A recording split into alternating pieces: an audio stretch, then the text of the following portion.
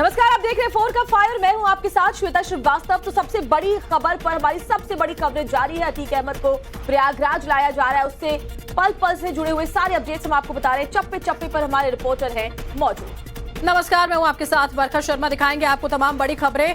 घंटों का वक्त बीत चुका है और अब से कुछ ही वक्त बाद अतीक अहमद प्रयागराज पहुंचेगा। एक एक तस्वीर आप तक हम साझा करेंगे। शुरुआत करते हैं 50 बड़ी खबरों से।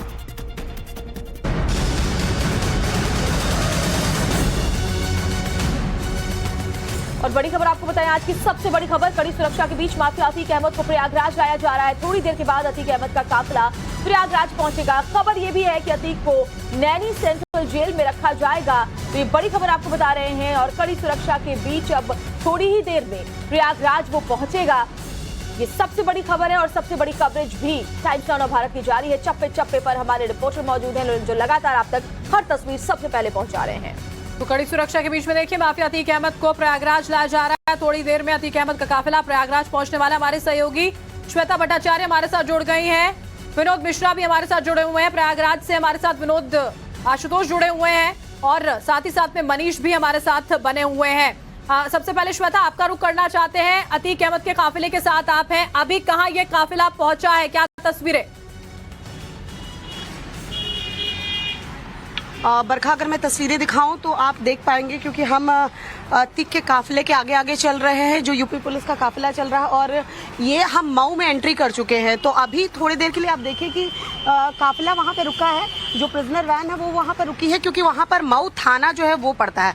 तो अभी फिलहाल जो तस्वीरें हम आपको दिखा रहे हैं, हमारी गाड़ी भी इसलिए रुकी है क्योंकि वहां पर क्या ये हॉल्ट लिया जा रहा है। क्योंकि जिस तरीके से झांसी में पुलिस लाइन के पास हॉल्ट लिया गया था, वहां कार की चेकिंग हुई थी और थोड़ा सा रिफ्रेशमेंट होने के बाद, कह सकते हैं थोड़ी सी थकान दूर करने के बाद, जो फिर से यूपी पुलिस की टीम है वो आगे बढ़ी थी। उसके बाद से काफिला अभी तक रुका नहीं। यहाँ एक दो जगह पर जरूर रुका। एक बार अतीक को वॉशरूम जाना था, तब वहां पर हमीरपुर के पास, जब हम बुंदेलखंड एक्सप्रेसवे पे थे, वो तस्वीर भी हमने दिखाई कि वहां पर हमीरपुर के रास्ते पर, जो बुंदेलखंड एक्सप्रेसवे से जो हमीरपुर की तरफ रास्ता जाता है, वहां पर काफिला थोड़ी देर के लिए रुका था। उसके बाद फिर काफिला आगे बढ़ा। फिर एक चित्रकूट के पास जो फाटक आता है, वहां पर काफिला थोड़ी देर के लिए रुका था, क्योंकि वहां रेलवे क्रॉसिंग थी, वो फाटक थी, वो बंद थी। और अभी मेरे पीछे आप देख सकते हैं, वहां पर मऊ थाना था जिसे हमने क्रॉस किया और आप लगातार तस्वीरें दिखा रहे हैं। विनोद भी हमारे साथ जुड़े हुए हैं, उनके पास चलना होगा। विनोद, क्या तस्वीरें आप दिखाएंगे? जो काफिला अभी रुका हुआ है उसको लेकर के क्या जानकारी है और कितना वक्त अभी और लगेगा प्रयागराज पहुंचने में? विनोद, यहां से देखिए, आपको एक बार तस्वीरें दिखाई। ये थाना कोतवाली है मऊ का और यहाँ पर ही काफिले को रुका गया। ये जो प्रिजन वैन है, इसी में अतीक मौजूद था, इसको यहाँ रुका गया है। कुछ देर की हाल के लिए रुका गया है। कहा जा रहा है कि कुछ देर तक वो यहाँ पर रिफ्रेश होगा। उसके बाद से फिर यहाँ से ये काफिला जो है आगे बढ़ेगा। 1 से 1.5 घंटे का वक्त लगेगा। करीब 80 किलोमीटर की दूरी और शेष रह गई है प्रयागराज पहुँचने में। तो इस दूरी को तय करने में करीब 1 से 1.5 घंटे का वक्त लगना है। उसके बाद ये काफिला जो है प्रयागराज पहुँचेगा। कहा जा रहा है कि उसको प्रयागराज में नैनी जेल में रख सकते हैं, लेकिन फिलहाल आपको जो तस्वीरें हम दिखा रहे हैं ये मऊ थाने की है। कोतवाली मऊ है, ये चित्रकूट जिले में ही आता है। इसके बाद शुरू होगा प्रयागराज का जो जिला है वो। अभी जो दूरी है करीब 80 किलोमीटर की शेष बची हुई है और वक्त जो है 1 से 1.5 घंटे का लगता है। लेकिन एक बार फिर आपको तस्वीरें दिखा रहे हैं कि यहाँ पे किस तरीके से जो प्रिजनर वैन है उसको रोका गया और यहीं पर कुछ देर का जो हाल्ट होगा, कुछ देर का जो स्टॉपेज होगा, वो इसी कोतवाली में अतीक का होगा, क्योंकि यहाँ पे उसे रिफ्रेश होने के लिए रोका गया है और जिसके बाद से फिर दोबारा से काफिला निकलेगा। एक बड़ी बात यह है कि जब भी अतीक रुक रहा है, उतर रहा है, हम जब भी उसके चेहरे को देख रहे हैं, वो बड़ा सा डल सा चेहरा उसका दिखाई दे रहा है। एक चेहरे पे जो उसके जो एक ताव हुआ करता था, जो मूंछों पे ताव हुआ करती थी, वो चेहरा उतरा हुआ। कहीं ना कहीं खौफ जरूर है अतीक के चेहरे पर। वो डर दिखाई दे रहा है कि अब उत्तर प्रदेश में है, वो पुलिस उसे रिमांड पर लेगी, उससे पूछताछ करेगी। तमाम ऐसे पहलू जो अब तक किसी की हिम्मत नहीं होती थी कि अतीक से इस तरह से बात कर पाए, इस तरह से पूछताछ कर पाए, वो अब उसके साथ हो रहा है। तो जो अनएक्सपेक्टेड था वो सब कुछ उसके साथ हो रहा है, इसलिए उसके चेहरे पर खौफ और डर आपको साफ दिखाई दे रहा है। यहाँ भी जब वो वैन से उतरा था तो उसका चेहरा बुझा हुआ सा दिखाई दे रहा था। थकान, एक तो लंबी यात्रा कर रहा है, कल 2 बजे से यात्रा शुरू हुई थी और अभी भी अब जो है यात्रा जारी है, तो एक थकान है।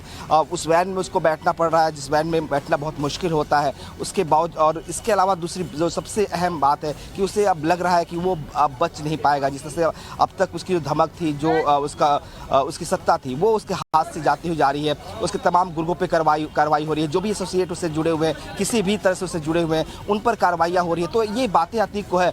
जब इससे पहले जब वो हमीरपुर में गाड़ी रुकी थी तब हमने पूछा था कि आपके यहाँ आपके लोगों पे आईटी और ईडी की रेड्स हो रही हैं, तो हालांकि उस सवाल पे उसने कुछ बोला नहीं, लेकिन उसको जानकारी जरूर मिल रही है कि उसके जो लोग हैं, जो एसोसिएट्स हैं, उनके यहाँ भी छापेमारी हो रही है। तो ये दिखा रहा है कि अतीक पे कितना खौफ है, अतीक किस तरह से डरा हुआ है।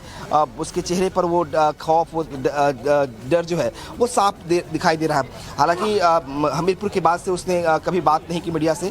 कुछ देर पहले जो चित्रकूट में ही रेलवे क्रॉसिंग के पास ज़रूर काफिले को रोका गया था। कुछ देर के लिए रेलवे क्रॉसिंग थी वहाँ पे उससे बात करने की कोशिश की गई, लेकिन उस दौरान वो चुप रहा। बताया ये गया कि वो अंदर आराम कर रहा है, सो रहा है, इसलिए बात नहीं करेगा। तो उसने बात नहीं किया। लेकिन उससे पहले जब चित्रकूट में हमने बात की थी, कोशिश की थी, पहले उसने कुछ सवालों के जवाब जरूर दिए थे। उसने कहा था कि वो उससे कुछ भी नहीं पता क्योंकि वो जेल में था। अतीक उमेश पाल की हत्या की साजिश के बारे में उसको कोई जानकारी नहीं। ये सवाल पूछा गया कि क्या शाइस्ता ने, जो उसकी पत्नी है, उसने फ़ोन किया था उमेश पाल हत्याकांड के बाद, तब भी उसने कहा कि नहीं, मेरी कोई बात नहीं, हम एक हाई सिक्योरिटी जेल में है और जेल में मोबाइल फ़ोन का इस्तेमाल नहीं किया जा सकता, तो मोबाइल फ़ोन में इस्तेमाल नहीं कर रहा हूँ और मुझे इस बारे में कोई जानकारी नहीं है। तो ये तमाम दलीलें हैं अतीक अहमद की, जो जिसके जरिए वो अपनी बेगुनाही को साबित करने की कोशिश करता है। लेकिन बिल्कुल अलग अलग तरह की बयानबाजी जो है वो अतीक अहमद की ओर से इस पूरे काफिले के गुजरने के दौरान भी यहाँ पर मीडिया के सामने की जा रही थी। वापस हम आपके पास विनोद लौटेंगे। हमारे साथ आशुतोष भी प्रयागराज से जुड़े हुए हैं, मनीष भी लगातार बने हुए हैं। मनीष का यहाँ पर हम रुख कर लेते हैं। मनीष, प्रयागराज पहुंचने के बाद अब क्या बताया जा रहा है सीजेएम कोर्ट में? क्योंकि देखिए पेशी होनी, आज ही ये पेशी यहाँ पर हो जाएगी, क्योंकि वक्त को लेकर यहाँ पर कहीं ना कहीं संशय बना हुआ था। क्या जानकारी पहुंच पा रही है? देखिए बिल्कुल, चूंकि 5 बजे का समय, 5 बजे तक सीजीएम बैठेंगे। अगर 5 बजे से पहले अतीक अहमद आ जाता है तो पुलिस बल की मौजूदगी में उसे कोर्ट में पेश कर दिया जाएगा और पुलिस रिमांड लेने की कोशिश करेगी और उम्मीद है कि रिमांड मिल जाएगी, कस्टडी रिमांड पुलिस हासिल कर लेगी और उसके बाद फिर सिलसिला शुरू होगा सवाल जवाब का। लेकिन अगर 2 तस्वीरें बन रही हैं, अगर 5 बजे के बाद अतीक अहमद पहुंचता है तो फिर उसे नैनी जेल शिफ्ट किया जाएगा, नैनी जेल रखा जाएगा। फिर दूसरा, कल सुबह 11 बजे उसे सीजीएम के कोर्ट पेश किया जाएगा। तो अभी चूंकि मऊ पहुंचा है, वहां पर थोड़ी देर काफिला रुका भी है, तो ऐसे में जो संभावनाएं जताई जा रही हैं कि 5 बजे तक हो सकता है अतीक अहमद प्रयागराज न पहुंचे। तो ऐसे में सीजीएम की मौजूदगी को ध्यान में रखते हुए पता लगाया जाएगा। अगर सीजीएम बैठे हैं तो यहां पर लाया जाएगा, नहीं तो नैनी जेल सीधे वहीं से उसे नैनी जेल में शिफ्ट कर दिया जाएगा। तो ये 2 सूरतें यहां पर बन रही हैं टाइम के लिहाज से। दूसरा बड़ी चीज ये है कि रिमांड लेने के बाद अतीक अहमद और अशरफ भी 1 घंटे पहले लखनऊ उसकी लोकेशन थी और लगभग 8 बजे तक अशरफ के भी यहां पहुंचने की उम्मीद है। तो अशरफ को सीधे नैनी जेल ले जाया जाएगा क्योंकि अशरफ बहुत लेट यहां पर पहुंच रहा है। तो ऐसे में बहुत हद तक संभावना ये है कि अतीक और अशरफ दोनों को कल 11 बजे पेश किया जाए और दोनों की रिमांड हासिल की जाए। पहले अलग अलग बरखा पूछताछ होगी दोनों से, अतीक और अशरफ से, जिसके लिए पुलिस टीम गठित कर दी गई है। एसटीएफ क्राइम ब्रांच के जो अधिकारी हैं वो भी उस पूछताछ के दौरान मौजूद रहेंगे। उसके बाद आमने सामने बिठाकर भी दोनों से पूछताछ की जाएगी क्योंकि दोनों आपस में जेल में रहकर बातचीत कर रहे थे। दोनों शाइस्ता परवीन से भी बात करते थे, दोनों असद से भी बात करते थे। तो जो आमने सामने बैठाकर अगर पूछताछ की जाएगी तो उसमें सारी चीजें साफ हो पाएंगी। पहले अलग अलग, फिर एक साथ आमने सामने बिठाकर। वो भी देखना होगा कि लोग हिरासत में काफिला जब पहुंचता है उसके बाद अब क्या कुछ होता है। एक बार फिर से विनोद का रुख कर लेते हैं क्योंकि विनोद वहां पर मौजूद है जहां पर ये काफिला भी रुका हुआ है। वहां क्या हलचल है वो विनोद से जानना जरूरी है। विनोद, क्या जानकारी मिल पा रही है, कितनी देर में अतीक अहमद यहाँ से निकलेगा? क्योंकि जरूरी है अगर आज पेशी होनी है तो 5 बजे तक प्रयागराज पहुंचना, लेकिन लगता नहीं कि जिस तरीके से अभी रुका हुआ है ये पूरा काफिला। और ये तस्वीरें भी आ रही है, विनोद दिखाएं तस्वीर, ओवर टू यू। वहां से बाहर निकलकर इस प्रिजन वैन में बिल्कुल देखिए, अतीक जो है वो अब इस कोतवाली से निकल रहा है, प्रिजन वैन में बैठेगा। कुछ ही देर में काफिला फिर दोबारा यहाँ से निकलेगी क्योंकि कुछ छोटा सा एक शॉर्ट ब्रेक था, एक तरह से कह सकते हैं, उसे रिफ्रेश होना था, वॉशरूम जाना था और इसीलिए गाड़ी यहाँ पे रुकी। अब दोबारा जो है काफिला ये शुरू हो रहा है यहाँ से। अतीक जो है यहाँ से अब निकल रहा है, ये वैन जो है वो निकल रही है। कहा जा रहा है कि अब बहुत वक्त नहीं बचा है, कुछ ही घंटे का वक्त बचा है जब अतीक जो है यहाँ से निकलेगा और वो जो है दोबारा ये सफ़र जो है अतीक का वो शुरू होगा। अतीक के साथ यहाँ पे एक तस्वीर और आपको दिखाएं किस तरह से बहुत सारे लोग यहाँ पे इकट्ठे हो गए हैं अतीक को देखने के लिए, उसे मोबाइल में अपने कैद कर। आप लोग कहाँ से हो? कहाँ से हो आप लोग? मऊ से हो। क्या करने यहाँ आए हो? यहाँ देखने आए। किसको? अतीक जी को। अतीक को देखा? हाँ? देख लिया। तो क्या लग रहा है? खौफ है? अतीक का बचा हुआ है, डर और है? आपको डर लग रहा है क्या देख के? अरे हमें क्या डर है भैया, मनुष्य हम। अच्छा, तो पहले तो खौफ था बढ़िया, आप लोग पहले तो बड़ा अतीक का खौफ था, आप लोग देखने आए, डर लग रहा है कि अब क्या फील कर रहे हैं आप, कैसा महसूस हो रहा है? बिल्कुल अच्छा डर लग रहा है, यही डर बना रहना चाहिए माफियाओं के प्रति। सरकार का जो जीरो टॉलरेंस का वो है, सरकार के बराबर अतीक अहमद जब से साबरमती से चला था यहाँ तक बराबर डर उसके अंदर बना हुआ है। दिख रहा है, ये लोग देखने आए हैं कि अतीक कैसा दिखता है और वो लोग कह रहे हैं कि अतीक के चेहरे पे उन्हें खौफ दिखाई दे रहा है। ये खौफ बहुत जरूरी है, सरकार का ये खौफ माफियाओं के चेहरे पर दिखना ही चाहिए और शायद यही बड़ी वजह है कि अतीक जैसे लोग जब उत्तर प्रदेश में अब आते हैं तो उससे आने से डर रहे हैं। अतीक नहीं चाहता था कि वो प्रयागराज आए और पुलिस उसे रिमांड पर लेकर पूछताछ करे, लेकिन उसके बावजूद पुलिस कोर्ट के आदेश के बात पर उसे प्रयागराज लेकर आ रही है। जाहिर सी बात है अब उसके गुनाहों का हिसाब होगा।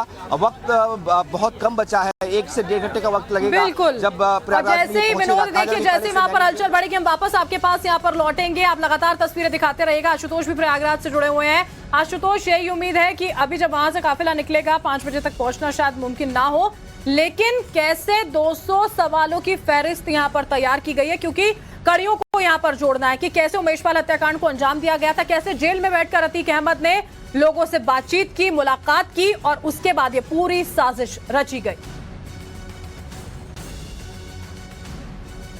बिल्कुल निश्चित तौर पे देखिए, जो पुलिस की ओर से लगभग 200 सवालों की जो फहरिस्त है वो तैयार की गई है और एक एक जो सवाल है वो अतीक अहमद और उसके भाई अशरफ से पूछे जाएंगे। कैसे जो असलहे हैं वो शूटर्स तक पहुंचे, कहां से वो असलहे लाए गए थे, इसके साथ ही जो कैश था वो उसकी बरामदगी के बारे में उससे पूछी जाएगी, क्योंकि जो कैश की बरामदगी हुई थी वो अतीक अहमद के दफ्तर से ही हुई थी। इसके साथ ही इस पूरे मामले में और कितने कितने लोग जो हैं वो इन्वॉल्व हैं। इसके साथ ही जो लगातार मोबाइल्स की बात आ रही कि जो आईफोन के जरिए जो सभी जो अतीक अहमद हो, चाहे अशरफ हो या फिर असद हो, शाइस्ता परवीन हो, वो एक दूसरे से उससे बातचीत करते थे, चैट करते थे, क्या कुछ रहा है सब कुछ एकदम डिटेल तरीके से अतीक अहमद से पूछताछ की जाएगी। और यही कारण है कि देखिए पुलिस लगातार अतीक अहमद को कस्टडी रिमांड पर लेने की कोशिश कर रही थी।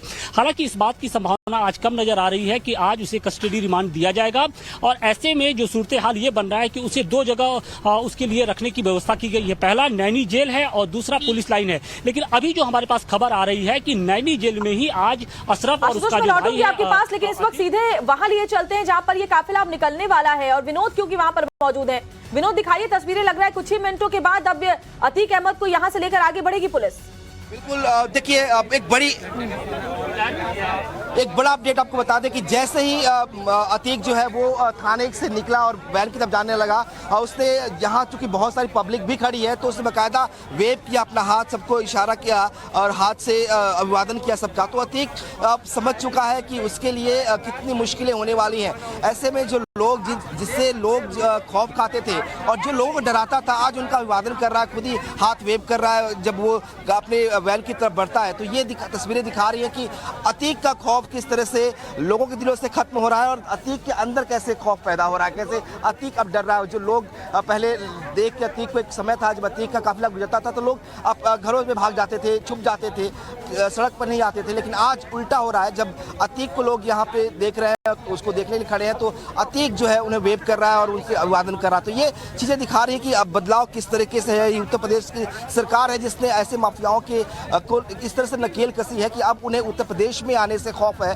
और ये खौफ अतीक जैसे माफियाओं के दिलों में होना भी चाहिए था। सरकार ने इसी और काम किया और उसका परिणाम हमें दिखाई भी दे रहा है। जब अतीक आज साबरमती से उत्तर प्रदेश पहुंचा है तो वो चेहरे पे उसके खौफ दिखाई दे रहा है। हालांकि इस दौरान वो मीडिया से बातें जरूर की कुछ बार उसने, लेकिन वो ये बता रहा है कि उसे किस तरीके से उसके परिवार को, जो सदन में मुख्यमंत्री ने कहा था कि मिट्टी मिला देंगे माफियाओं को, इसके परिवार को मिट्टी मिला दिया गया है, किस तरह से उसे रगड़ा जा रहा है मिट्टी मिलाने के बाद। तो ये बयान, ये बातें दिखा रही हैं कि अतीक का खौफ किस कदर है, अतीक कितना डरा हुआ है। जो लेकिन थोड़ी सी तस्वीर अजीब सी लगी, थोड़ी हैरान करने वाली यही थी कि अतीक जैसे ही अपने पुलिस जो थाना है उससे निकला और वैन की तरफ बैठने गया तो उसने वेव करके हाथ वहाँ पे जो लोग यहाँ खड़े हैं उनका अभिवादन किया। ये थोड़ा सा जरूर अजीब सा लगा, लेकिन ये शायद इसलिए है कि अतीक को लगता है कि अब वो उसके गुनाहों का हिसाब होगा जो अब तक 37 सालों से उसकी सत्ता जो चली आ रही थी अपराध की। हम देख भी रहे हैं कि गेट खुल रहा है और अब शायद ये जो वैन है वो आगे बढ़ेगी। ये तस्वीरें हम दिखा रहे हैं सीधे वहां से जहां पर अब अतीक अहमद को लेकर के उत्तर प्रदेश पुलिस अब आगे की तरफ बढ़ रही है। देखिए जो कार्रवाई है मुझे लग रहा है वो पूरी हो रही है। थोड़ी देर के लिए विश्राम लिया गया। तो ये देखिए, ये तस्वीर एक्सक्लूसिव तस्वीर हम दिखा रहे हैं आपको जहां ये वैन रवाना हो गई है। विनोद दिखाएं।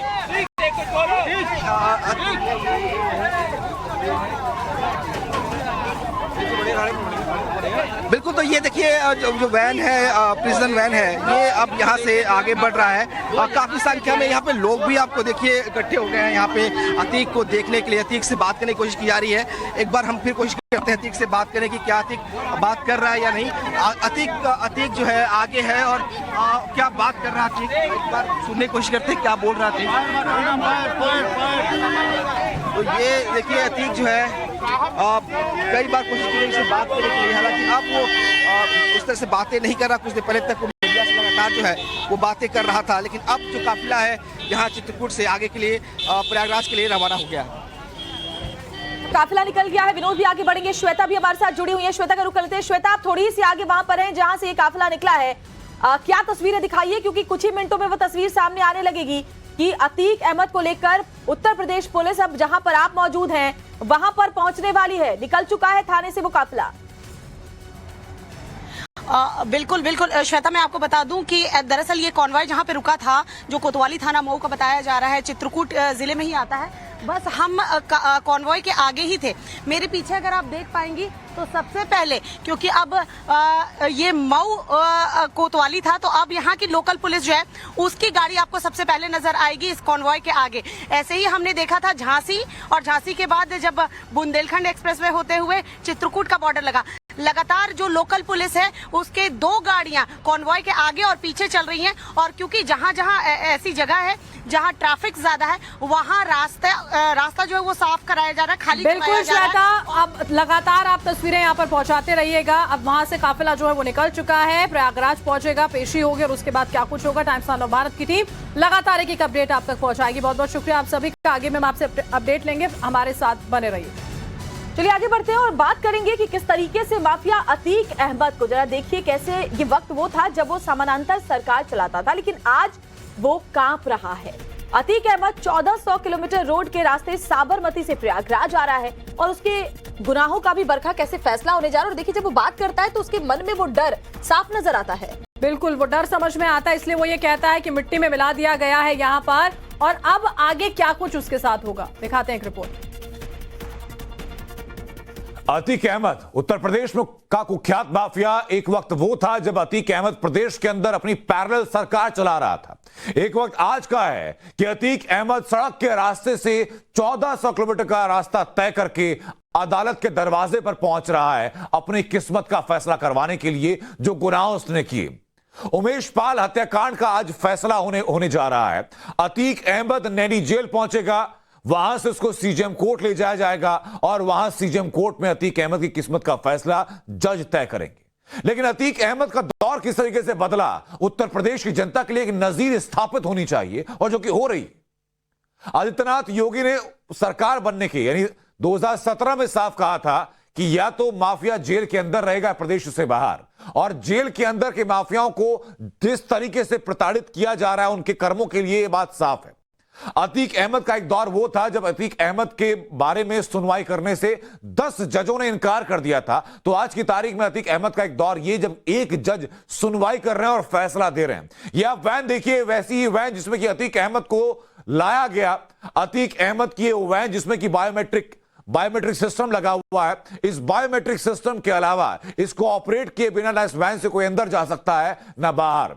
पूरी सुरक्षा के साथ हर जवान मुस्तैद है। आप मेरे पीछे देख रहे हैं कि बुलेट प्रूफ जैकेट और हथियारों के साथ एक स्नाइपर तैनात है। अगर कोई भी गड़बड़ी होती है तो वक्त से पहले पलक झपकते ही यह स्नाइपर पूरी तरीके से एक्शन लेगा। पुलिस की एक स्पेशल टीम गठित की गई और सबसे खास बात यह कि पूरी टीम में जो कांस्टेबल्स हैं उनके किसी के पास कोई फोन नहीं है। सिर्फ कुछ चुनिंदा अधिकारी हैं जिनको फोन की सुविधा मुहैया कराई गई, वो भी सिर्फ पूरा जो कॉन्वॉय है उसको ट्रेस करने के लिए, उसको ट्रैक करने के लिए। इस सुरक्षा के मानकों में बहुत अहम कदम। खौफ है इस बात को लेकर के कि अतीक अहमद की पत्नी शाइस्ता जो कि अतीक के नाम पर खुद को एक पैरेलल सरकार समझती थी, आज फरार है। अतीक के बेटे जो कि किसी भी शादी समारोह में खुलेआम गोलियां बरसाते थे, आज खुद दुबके हुए हैं। अतीक अहमद जो कि बारूद की गोलियों का व्यापार करता था, पलक झपकती बारूद की गोलियां चला देता था, आज खुद कई गोलियां खुद खा करके जिंदा है। यह सरकार का बदलाव है। आप राजनीतिक विशेषज्ञों से पूछेंगे, आप जो पुलिस में रिटायर्ड ऑफिसर्स हैं जिन्होंने यूपी पुलिस में सर्व किया, उनसे जानेंगे तो बताएंगे कि सरकार का इकबाल आज की तारीख में कायम है। और यही वजह कि अतीक जैसा माफिया एक वैन के अंदर बंद होकर के हजारों किलोमीटर का सफर तय करने के लिए मजबूर है। तो साबरमती जेल से प्रयागराज ला रही है पुलिस। अब थोड़ी देर और लगेगी, 1 से 1.5 घंटे का वक्त प्रयागराज पहुंचने में लग सकता है। बुंदेलखंड एक्सप्रेसवे पर भी रुका था यूपी पुलिस का काफिला। झांसी पुलिस लाइन में रुका था यूपी पुलिस का ये कॉन्वॉय। अतीक को प्रिजनर वैन में रखा गया। मीडिया से बातचीत में बोले अतीक अहमद, कहा सरकार कह रही है मिट्टी में मिला देंगे, मिट्टी में तो मिल चुके हैं, अब रगड़े जा रहे हैं। बूंदी में भी अतीक ने मीडिया से की थी बातचीत। कहा मेरा परिवार बर्बाद हो गया है। उमेश पाल हत्याकांड के समय मैं जेल में था, मुझे इसकी कोई जानकारी नहीं। अतीक की कस्टडी लेने के बाद पुलिस की तैयारी। पुलिस लाइन में बनाया गया high security interrogation room. CCTV में रखी जाएगी नजर। अतीक से पूछताछ के लिए 3 टीमें बनाई गई हैं। अतीक से पूछे जाने वाले सवालों की फहरिस्त भी तैयार है। अतीक से कड़ाई से की जाएगी पूछताछ। कॉल डिटेल्स और गुर्गों से मिले इनपुट का हवाला देगी पुलिस। पूछताछ की रिकॉर्डिंग भी की जाएगी। अतीक अहमद के इंटरोगेशन रूम पहुंची टाइम्स नाउ न भारत की टीम। यहीं पर होगा अतीक से सवाल जवाब। अतीक को पूछताछ के दौरान पुलिस लाइन में ही रखा जाएगा। बारक में होगी अतीक के सोने की व्यवस्था। पुलिस लाइन में आम लोगों की एंट्री पर रहेगा प्रतिबंध। अतीक को आज ही कोर्ट में पेश कर रिमांड मांगेगी पुलिस। रिमांड मिलने पर अतीक को पुलिस लाइन में रखा जाएगा। 14 या 7 दिन की रिमांड मांगी जा सकती है। अतीक अहमद के भाई अशरफ को लेकर बरेली जेल से निकली पुलिस। पेशी के लिए लाया जाएगा प्रयागराज। माफिया अतीक के खिलाफ ईडी की कार्रवाई जारी। यूपी के कई लोकेशन पर जारी है सर्च ऑपरेशन। प्रयागराज के नैनी सेंट्रल जेल में अचानक छापेमारी। बारक की हो रही है गहन तलाशी। आईपीएस शिवहरी मीणा ने जेल का दौरा किया। अतीक से जुड़े लोगों के आधा दर्जन से ज्यादा ठिकानों पर कार्रवाई। ईडी और इनकम टैक्स की टीम की छापेमारी। अतीक के अकाउंटेंट सीताराम शुक्ला, वकील शौलत हनीफ और फाइनेंसर के घर रेड। एजेंसियां सभी से कर रही है पूछताछ। शाइस्ता की तलाश में पुलिस ने पकड़ी रफ्तार। आज अतीक के सहयोगियों के ठिकानों पर छापेमारी हुई। उमेश पाल हत्याकांड में अतीक अहमद के परिवार के 9 लोग आरोपी बने। सभी फरार आरोपियों की तलाश कर रही है पुलिस। अतीक के छोटे भाई अशरफ की पत्नी जैनब फातिमा को भी पुलिस ने आरोपी बनाया है। साजिश रचने के आरोप में मुकदमे में नाम शामिल किया गया है। अतीक की बहन आयशा नूरी भी फरार। आयशा पर शूटर्स को शरण देने के मामले में बनाया गया है आरोपी। अतीक अहमद पर कार्रवाई को लेकर एसपी सांसद एसटी हसन का बयान। का कानून के हिसाब से होनी चाहिए कार्रवाई। उमेश पाल की पत्नी जयपाल का बयान। कहा अतीक का साम्राज्य खत्म होगा तभी दूसरे आरोपी सामने आएंगे।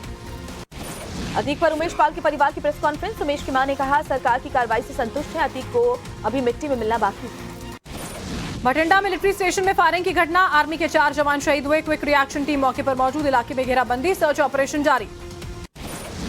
मिलिट्री स्टेशन के आसपास का एरिया सील किया गया। चप्पे चप्पे पर बढ़ाई गई सुरक्षा। किसी को भी अंदर और बाहर जाने की इजाजत नहीं। भटिंडा आर्मी कैंट के सभी गेट बंद किए गए। पुलिस सूत्रों के हवाले से खबर, 2 दिन पहले इंसास राइफल और 28 गोलियां गायब हो गई थी। भटिंडा मिलिट्री स्टेशन पहुंची पंजाब पुलिस की टीम। फायरिंग की घटना की जांच की जाएगी। स्टेशन के अंदर एम्बुलेंस भी पहुंची। भटिंडा घटना पर आर्मी चीफ ने राजनाथ सिंह को ब्रीफ किया। रक्षा मंत्रालय पहुंचकर दी जानकारी। फायरिंग पर गृह मंत्रालय के सूत्रों से खबर। भटिंडा में फायरिंग आतंकी घटना नहीं। मामले को देखता है रक्षा मंत्रालय। मामला आर्मी कैंटोनमेंट से जुड़ा हुआ। टाइम्स नाउ भारत से बोले भटिंडा एसएसपी। कहा फायरिंग पर आर्मी ने कोई ऑफिशियल जानकारी नहीं दी। पुलिस लगातार मिलिट्री के संपर्क में है। भटिंडा रेंज के एडीजी एसपी एस परमार ने कहा ये कोई आतंकी घटना नहीं। बाहर से गोलियां नहीं चली। फायरिंग अंदर ही हुई। भटिंडा फायरिंग पर कांग्रेस सांसद गुरजीत सिंह ओशरा का बयान, कहा राज्य की कानून व्यवस्था निचले स्तर पर पहुंच गई है, पठानकोट से कोई सबक नहीं सीखा। भटिंडा मिलिट्री स्टेशन फायरिंग की घटना पर पंजाब के मंत्री अनमोल गगन मान ने कहा, यह एक आंतरिक लड़ाई का मामला है, एसएसपी से बात हुई है, जांच जारी है। पंजाब के बटाला रेलवे स्टेशन पर लगे अमृतपाल सिंह के पोस्टर, अमृतपाल के बारे में पुलिस को सूचना देने वालों को दिया जाएगा पुरस्कार। अमृतपाल सिंह मामले में हाईकोर्ट ने भारत सरकार से जवाब मांगा, अब 24 अप्रैल को एनएसए के अन्य मामलों के साथ अगली सुनवाई होगी। अमित शाह के आवास पर कर्नाटक विधानसभा चुनाव को लेकर अहम बैठक, पार्टी अध्यक्ष जेपी नड्डा भी बैठक में मौजूद। कर्नाटक के पूर्व सीएम जगदीश शेट्टार को टिकट देगी बीजेपी, पार्टी की बैठक में ये फैसला हुआ, पहले मना किए जाने पर नाराज हो गए थे शेट्टार। कर्नाटक बीजेपी पार्षद आर शंकर कल दे सकते हैं इस्तीफा, राणेबेन्नूर से निर्दलीय उम्मीदवार के तौर पर लड़ेंगे चुनाव। ओडिशा में देवी पूजा के दौरान जलते कोयले पर 10 मीटर तक चले संबित पात्रा, ट्वीट कर शेयर किया वीडियो।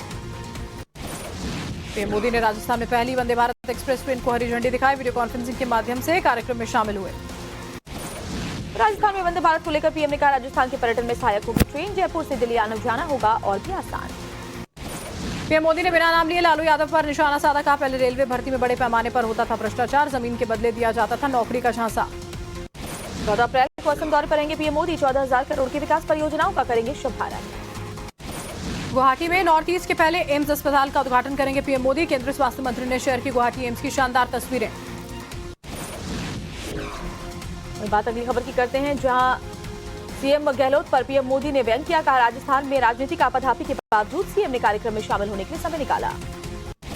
राहुल गांधी आज पटना के एमपी एमएलए कोर्ट में पेश नहीं हुए हैं, राहुल के वकील ने कोर्ट में उपस्थिति से छूट की मांग की, मोदी सर ने विवाद पर सुशील मोदी ने दायर किया याचिका।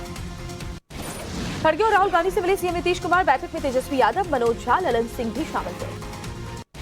कांग्रेस अध्यक्ष खड़गे से मिले सुखजिंदर रंधावा, राजस्थान को लेकर अहम बैठक। रंधावा ने मल्लिकार्जुन खड़गे को दी मौखिक रिपोर्ट, राजस्थान के हालात पर जानकारी दी। खड़गे नीतीश के साथ बैठक पर बोले, राहुल गांधी का देश और संविधान पर आक्रमण के खिलाफ हमारी लड़ाई। सीएम नीतीश कुमार ने कहा, अधिक पार्टियों को एकजुट करने का प्रयास, एक साथ हम आगे मिलकर चलेंगे। बेमेतरा घटना पर सीएम भूपेश बघेल का बड़ा बयान, का सोशल मीडिया पर चेक किए जा रहे हैं पोस्ट, अफवाह फैलाने वालों पर होगी कार्रवाई। कल छत्तीसगढ़ के बस्तर जाएंगी प्रियंका गांधी, भरोसा सम्मेलन में होंगी शामिल। सीएम शिंदे और देवेंद्र फडणवीस से मिले अजीत पवार, किसानों के मुद्दे पर चर्चा की। उद्धव ठाकरे और शरद पवार की बैठक पर बोले अजीत पवार, कहा जब सब साथ बैठे तो निकल सकता है हर समस्या का हल। रेल मंत्री अश्विनी वैष्णव ने राजस्थान में कांग्रेस के हालातों पर बयान दिया, कहा राजस्थान कांग्रेस में अंदरूनी झगड़े का परिणाम जनता न भुगते, भगवान से यही प्रार्थना। संसद की कार्यवाही को लेकर कांग्रेस नेता आनंद शर्मा का बयान, कहा भारत के अंदर चल रही दो विचारधाराओं की लड़ाई केवल बड़ी इमारत खड़ी कर देने से प्रजातंत्र मजबूत नहीं होता। दिल्ली में आम आदमी पार्टी कार्यालय के बाहर लगे सिसोदिया के पोस्टर और बैनर लिखा, we miss you Manish ji, बढ़ाई गई सुरक्षा। आप दफ्तर के बाहर जुटी भारी भीड़, मनीष सिसोदिया के समर्थन में प्रदर्शन किया। आम आदमी पार्टी नेता संजय सिंह की प्रेस कॉन्फ्रेंस, ईडी पर लगाए गंभीर आरोप, कहा जांच के बहाने लोगों को धमकाती और पीटती है एजेंसी। नई आबकारी नीति से जुड़ा भ्रष्टाचार का मामला, कोर्ट ने सीबीआई से मामले में आरोपियों को जरूरी दस्तावेज देने को कहा, 12 मई को अब अगली सुनवाई। एआईएडीएमके विवाद मामले पर दिल्ली हाईकोर्ट ने चुनाव आयोग से कहा, एआईएडीएमके की संशोधित नियमावली को शामिल करने की मांग पर 10 दिन में फैसला लें। एसबीएसपी ने घोषित किया अपना मेयर प्रत्याशी, अलका पांडे होंगी लखनऊ मेयर की उम्मीदवार। तेजस्वी की बेटी को आशीर्वाद देने पहुंचे नीतीश कुमार, तेजस्वी की पत्नी से भी हुई मुलाकात।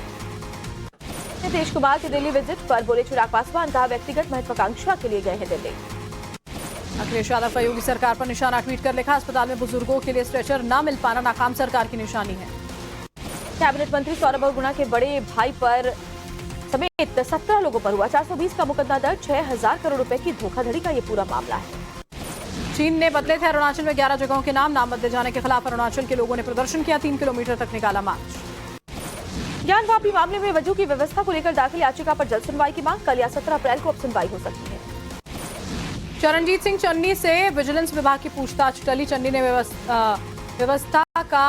व्यस्तता का यहां पर हवाला दिया, 20 अप्रैल को होगी पूछताछ। एमएससी बैंक स्कैम केस में ईडी ने दायर की चार्जशीट, महाराष्ट्र के पूर्व डिप्टी सीएम अजित पवार से जुड़ी कंपनी का नाम सामने आया है।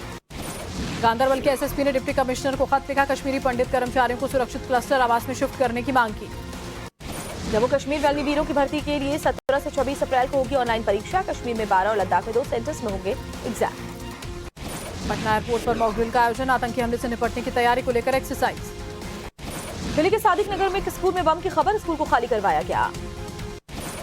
दिल्ली के सादिक नगर में स्कूल में बम की धमकी मामले में डीसीपी का बयान, कहा ये एक फर्जी कॉल थी। 2 राउंड का सर्च ऑपरेशन पूरा, बॉम्ब स्क्वाड की टीम भी मौके पर पहुंची। गुरुग्राम में 2 स्कूल बसों में आग लग गई, दमकल विभाग ने कड़ी मशक्कत के बाद आग पर काबू किया। तमिलनाडु के कल्लाकुरिची में कलेक्टर श्रवण कुमार की एक हरकत से विवाद हो गया, मंदिर में दर्शन के बाद अपने कर्मचारी से जूते लाने को कहा। मुंबई में बोरीवली दहिसर के बीच फास्ट लोकल लाइन का ओवरहेड वायर टूटा, देरी से चल रही लोकल ट्रेन। गोवा के नाराज यात्रियों ने गोवा एयरपोर्ट पर किया हंगामा, उड़ान में देरी और यात्रियों को सूचना देने से बवाल हुआ। दिल्ली के नरेला में प्लास्टिक के गोदाम में आग लगी, हादसे में कोई हताहत नहीं हुआ। मुंबई में ओला टैक्सी ड्राइवर करते थे चेन स्नैचिंग, 80 सीसीटीवी कैमरों की जांच के बाद पुलिस ने 24 घंटों के अंदर 2 आरोपियों को गिरफ्तार किया। मुंबई के कल्याणपुर में पति पत्नी का झगड़ा सुलझाने पहुंचे पुलिसकर्मियों को पति ने पीटा, पिटाई करने वाला शख्स गिरफ्तार। यूपी के प्रतापगढ़ में बंदूक की नोक पर महिला से गैंगरेप कर बना अश्लील वीडियो, शिकायत करने पर वीडियो वायरल करने की धमकी दी, मुकदमा दर्ज। केरल के मुन्नार में हाथियों के कचरे से प्लास्टिक खाने का वीडियो आया सामने, पर्यावरणविदों में नाराजगी, कहा प्लास्टिक को बिना अलग किए फेंका गया कचरा। कर्नाटक के कोऑपरेटिव बैंकों में इनकम टैक्स की रेड, 16 जगह पर छापेमारी, 15 करोड़ के बेनामी लोन का मामला।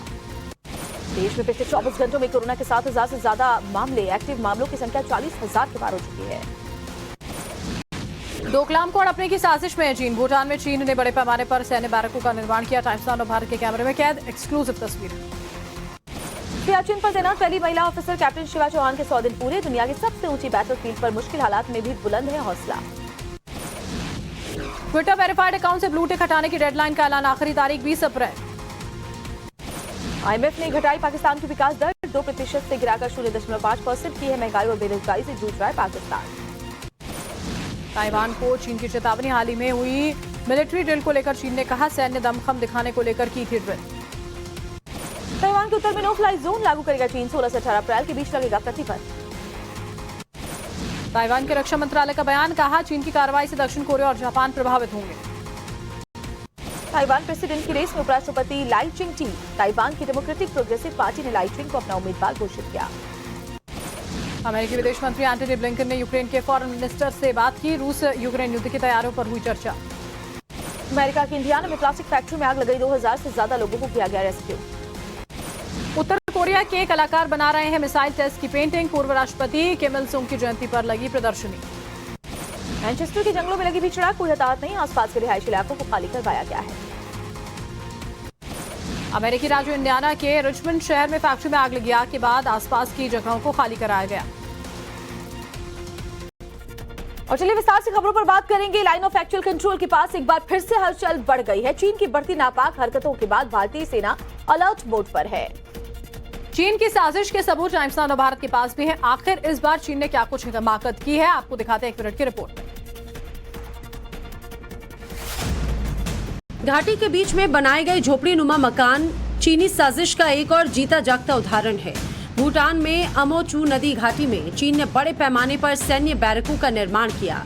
टाइम्स नाउ भारत ने तस्वीरों को एक्सेस किया जिसमें बैरकों को साफ देखा जा सकता है। अमोचू नदी घाटी डोकलाम के बेहद करीब है, जहां से भारत सिलीगुड़ी गलियारा चीन की पीएलए के सीधे संपर्क में आ जाता है। वैसे तो डोकलाम भूटान और चीन का विवाद है, लेकिन ये सिक्किम सीमा के बेहद पास पड़ता है और तीनों देशों का ट्राई जंक्शन है, जहां से चीन, भूटान और भारत नजदीक है।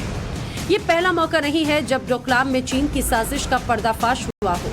जून 2017 में चीनी सैनिकों ने डोकलाम में सड़क बनाने का काम शुरू किया था, जिसे भारतीय सेना ने रोक दिया।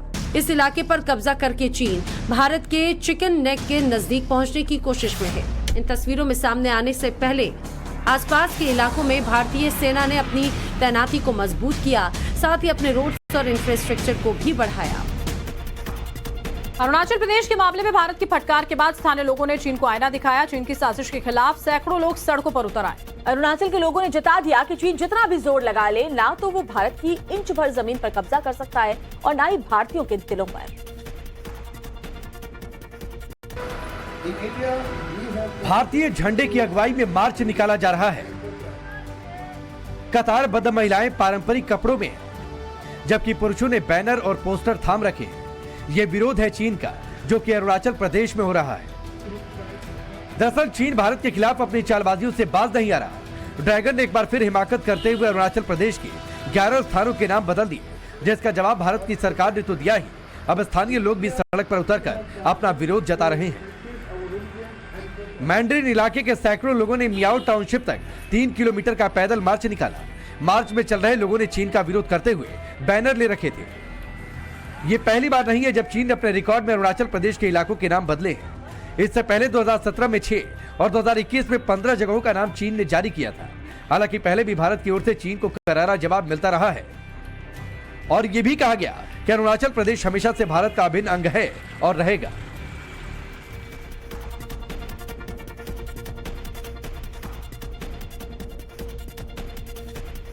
तो आपको बता रहे हैं कि किस तरीके से ये पूरा का पूरा जो मामला है वो साफ साफ बताता है कि भले ही चीन जितनी भी साजिशें कर ले, लेकिन ना तो अरुणाचल प्रदेश के लोगों के दिलों में जगह बना सकता है और ना ही भारत की 1 इंच जमीन पर भी कब्जा करने का जो उसका सपना है उसे पूरा कर सकता है। और देखिए आप, चीन की जो साजिश है उसका पर्दाफाश करने के लिए टाइम्स नाउ और भारत की टीम भी अरुणाचल प्रदेश में है। भारत चीन की सबसे पूर्वी सीमा से हमारे संवाददाता अमित कुमार की एक्सक्लूसिव रिपोर्ट आपको दिखाते हैं। के गांव आपको मैं दिखा रहा हूं यहाँ से, जो कि इस इलाके से और एकदम सटा हुआ है। और यहाँ पर मैं आपको एक और चीज दिखाऊंगा। नीचे जो है आप देखिए, वो जगह जो है, जो लाल रंग आपको दिख रहा होगा इलाका, वो वाचा है। वाचा जो हम, जहाँ पर भारत और चीन के बीच फ्लैग मीटिंग हुआ करती है।